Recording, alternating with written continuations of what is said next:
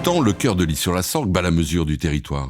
Dès le Moyen-Âge, les tours seigneuriales qui représentaient le pouvoir chevaleresque sont concentrées dans le centre. Au XIIIe siècle, la collégiale Notre-Dame-des-Anges est érigée au cœur de la cité et fait figure de point religieux névralgique. Au XIXe siècle, le cœur de ville est un noyau économique ponctué par les roues à aubes qui produisent l'énergie hydraulique nécessaire aux manufactures et fabriques.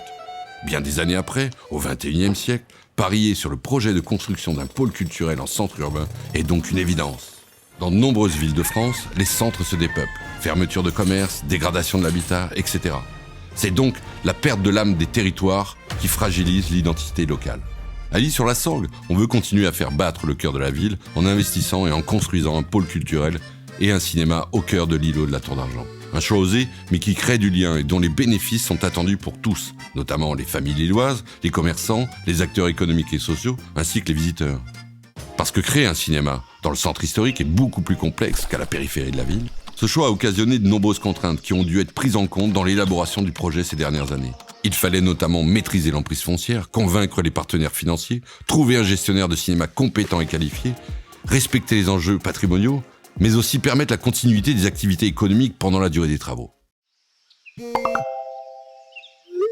Oui, sans compter la crise sanitaire qui a malheureusement entraîné beaucoup de retard au lancement des travaux.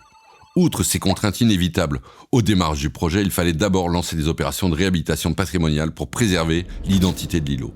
Depuis 2017, des travaux de restauration ont été réalisés sur le patrimoine historique. L'élément majeur est constitué par une tour remarquable construite par les consuls de la ville à la fin du XIIe siècle et couverte d'une magnifique coupole romane classée au titre des monuments historiques en 2012. Ces travaux s'achèvent cette année et laissent désormais place à la construction du cinéma.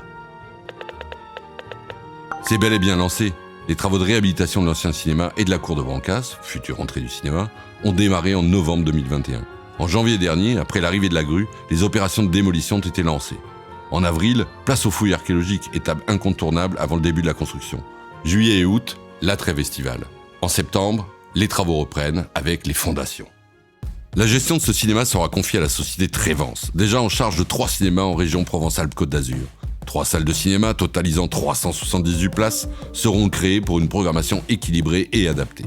Le public y trouvera son intérêt avec des films commerciaux, des films classés art et essai, ou encore des documentaires et des événements dynamisant la programmation.